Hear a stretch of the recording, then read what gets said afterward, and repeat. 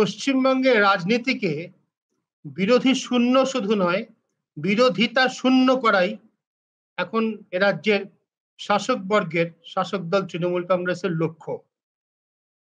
আমি জানি এইটুকু শোনা মাত্রই আমাদের দর্শকদের এবং বাংলা টেলিভিশনে এই ধরনের সোশ্যাল মিডিয়া চ্যানেলে যারা রাজনীতি নিয়ে চর্চা করেন, শোনেন, তারা সঙ্গে সঙ্গে ফুঁসে উঠে বলবেন, শুধু বাংলায় কেন, উত্তরপ্রদেশেও তাই, দিল্লিতেও তাই, তামিলনাড়ুতেও তাই, বাংলাদেশেও তাই, পাকিস্তানেও তাই, রাশিয়াতেও তাই, মার্কিন যুক্তরাষ্ট্রেও তাই। সর্বত্রই বিশ্বে রাজনীতিকে বিরোধী শূন্য এবং বিরোধিতা শূন্য করা এখন হয়ে দাঁড়িয়েছে দস্তুর। এই জাতীয় আলোচনা আমরা করতে যাচ্ছি না। আমরা অতীতে বারবার আপনাদের স্পষ্ট করে বলেছি, fourth pillar with the people এই ধরনের ভঙ্গিতে রাজনীতি আলোচনা করে না।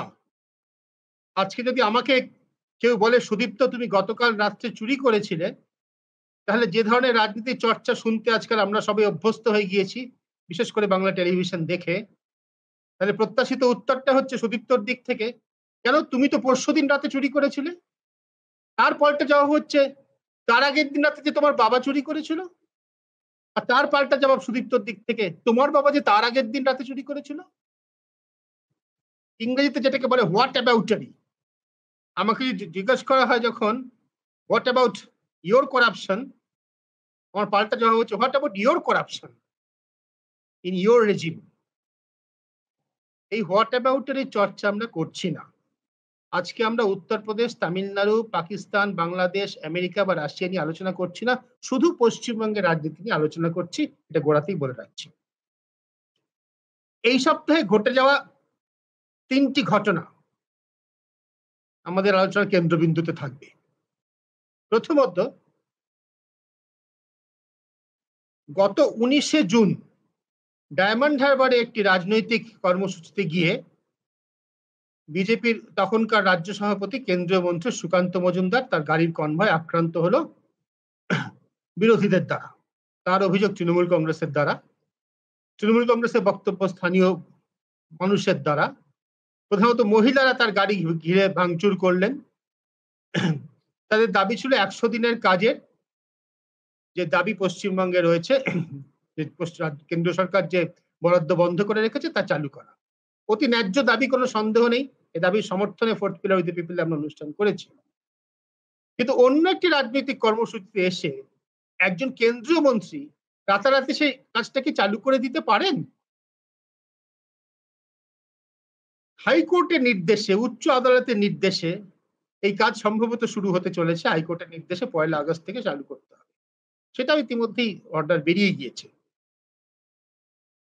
যে কোনো রাজনৈতিক কর্মসূচিতে বিরোধী দলের, বিজেপির এখন প্রধানত, তাদের কোনো অনুমতি তারা পুলিশের থেকে পাচ্ছে না।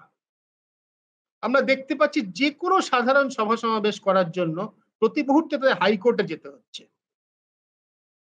হাইকোর্ট প্রায় সমস্ত ক্ষেত্রেই কিছু শর্ত সাপেক্ষে কর্মসূচি করতে তাদের অনুমতি দিচ্ছে। বিরোধী রাজনৈতিক দলের নেতারা কি কোথাও যেতে পারবেন না? বোমার আঘাতে, তৃণমূলের বিজয় মিছিল থেকে ছোড়া বোমার আঘাতে একটি কিশোরী, 10 বছরের কিশোরী মারা গেল। সেখানে বিরোধী দলের নেতা যেতে পারবেন না? মমতা ব্যানার্জি 2 দশক ধরে রাজনীতি করেছেন এই ধরনের ঘটনাকে কেন্দ্র করেই। আজ তার মুখ্যমন্ত্রীত্বে এই রাজ্যে এ রাজনীতি নিষিদ্ধ। কতবার করে হাইকোর্টে গিয়ে সাধারণ একটি কর্মসূচি, অমুক জায়গায় শুভেন্দু অধিকারী যেতে চান, কি অন্য কোনো নেতা যেতে চান, তার জন্য হাইকোর্টের অনুমতি নিতে হয়। এতে একটা গণতান্ত্রিক ব্যবস্থার প্রতি কি ভয়ঙ্কর অপমান করা হচ্ছে, অসম্মান করা হচ্ছে, সেটা তো প্রতিষ্ঠা হচ্ছেই। উপরন্তু হাইকোর্টের সময়ের কত অপচয় হচ্ছে, সেটা কি কখনো আমরা ভেবে দেখি? হাইকোর্টের কাজ কি রাজনৈতিক দলের কর্মসূচি চালানোর জন্য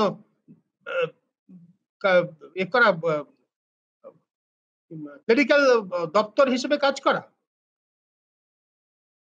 হাইকোর্টের কাজ হচ্ছে নিম্ন আদালত থেকে যে সমস্ত বিষয় সেখানে আসে নিষ্পত্তির জন্য, বিচার প্রার্থীরা যারা আসেন তাদের সুরাহা দেওয়া, সেই কোর্টের কাজ হয়ে দাঁড়িয়েছে। দিনের পর দিন বিজেপি অমুক জায়গায় শুভেন্দু অধিকারী যেতে পারছেন না, তিনি হাইকোর্টে গেলেন, হাইকোর্ট বলল না উনি যেতে পারবেন, তারপর তিনি গেলেন, হাইকোর্ট কিছু শর্ত হয়তো বেঁধে দিল।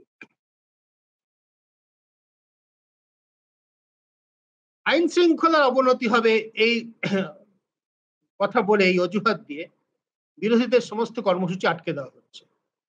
শুধু বিজেপির নয়, তুলনায় কম কর্মসূচি বা তুলনায় অতটা প্রচারে না আসা কর্মসূচি নিচ্ছেন বাম কংগ্রেস নেতারা, তাদেরও কর্মসূচি আটকে দেওয়া হচ্ছে। আদালতে গিয়ে বিরোধীদের অনুমতি নিতে হচ্ছে কর্মসূচি করার জন্য। তৃণমূল কংগ্রেস যখন বিরোধী দল ছিল, বামফ্রন্ট যখন ক্ষমতায় ছিল, তখন তো এ প্রশ্ন আসেনি। বছরের পর বছর 1993 সালের পর থেকে 1993 সালের 21শে জুলাই যুব কংগ্রেসের সমাবেশের উপর পুলিশ গুলি চালিয়েছিল, 13 জন মারা গেছিলেন। সামনে 21শে জুলাই আসছে, সেই দিনটি তৃণমূল কংগ্রেস শহীদ দিবস হিসেবে উদযাপন করে দলের নানা কর্মসূচি ঘোষণা করা হয়। 93 সালে ঘটনাটি ঘটেছিল।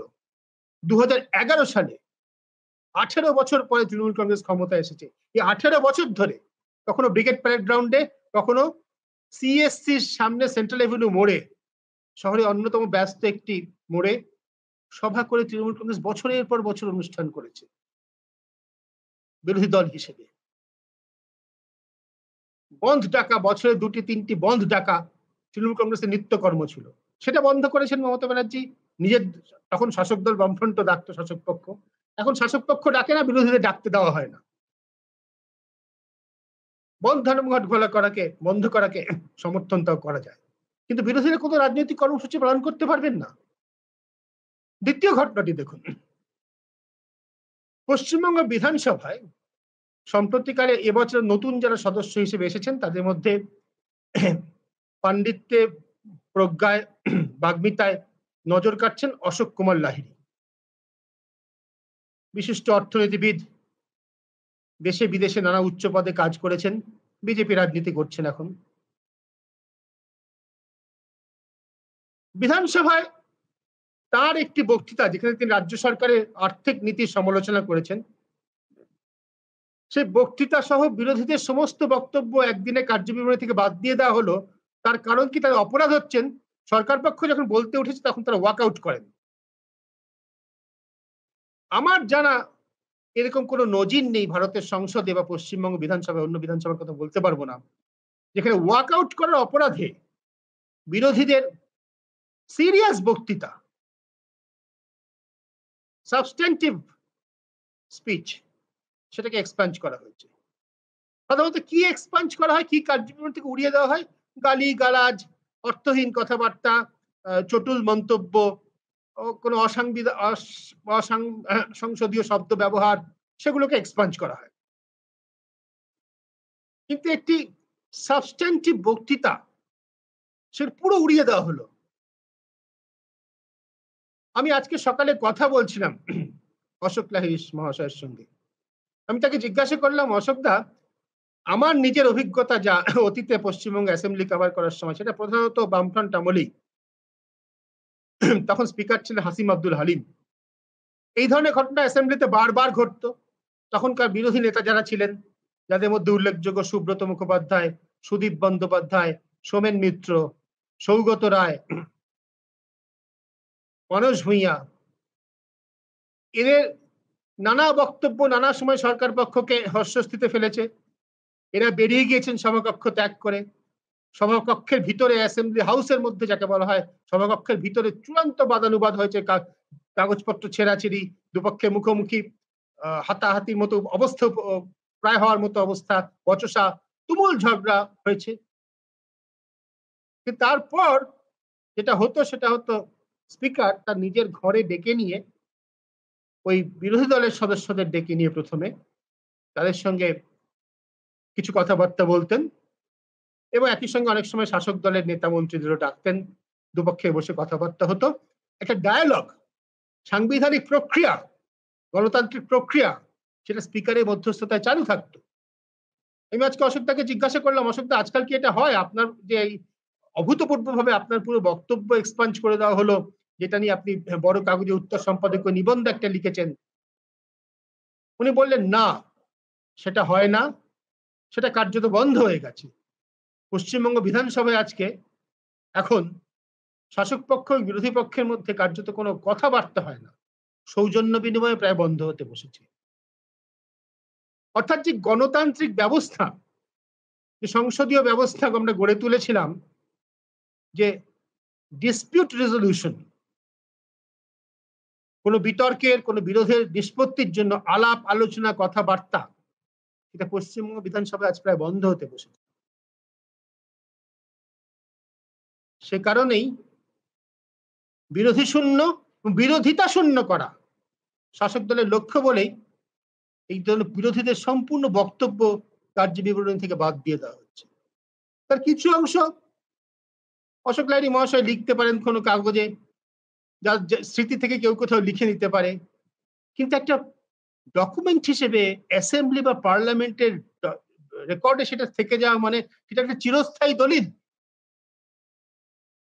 আজকে আমরা সংবিধান রচনার সময় সংবিধান প্রণেতারা কে কি বলেছিলেন, কার মনে কি ছিল, কোথার থেকে কোন শব্দটা এসছে, এইটা যখন আমরা খুঁজে বার করার চেষ্টা করি, আমরা সেই কনস্টিটিউয়েন্ট অ্যাসেম্বলি রিপাবলিক হিসেবে ভারতকে ঘোষণা করার আগে সংবিধান সভায় সংবিধান প্রণয়নের সময় যে বিতর্ক হয়েছে তার প্রতিটি শব্দ ডকুমেন্টেড আছে। সেগুলো আমরা খুঁজে বার করি, দেখি, সেখান থেকে বোঝা যায় যে কে কি মর্মে কি কথা বলেছিলেন, কে কি বলতে চেয়েছিলেন। তো কোনো খবরের কাগজে যদি কোনো রিপোর্ট থাকে, সেখানে রিপোর্টার যা ভালো মনে করেছেন সেটা লিখেছেন, বাকিটা তিনি লেখেননি। কোনো ব্যক্তি মানুষের স্মৃতির থেকে যদি বহু মানুষ, বহু রাজনীতিবিদ, বহু সাংসদ পরবর্তীকালে আত্মজীবনী লিখেছেন, সেটা তাদের নিজের মতো করে। লালকৃষ্ণ আদবানি যেরকম বুঝেছেন তেমন লিখেছেন, জ্যোতি বসু যেমন বুঝেছেন তেমন লিখেছেন, তিনি যেমন দেখেছেন। তার আত্মজীবনীর নামই হচ্ছে যতদূর মনে পড়ে। কিন্তু সংসদের বা বিধানসভার কার্য বিবরণীতে না থাকা মানে অফিসিয়াল রেকর্ড, যা দলিল, গণতন্ত্রের দলিল, সেই দলিলে তার কোনো উল্লেখ হইল না। একটা রাজ্যের রাজনীতিকে বিরোধিতা শূন্য বা বিরোধী শূন্য করার এর থেকে বড় নজির কি হতে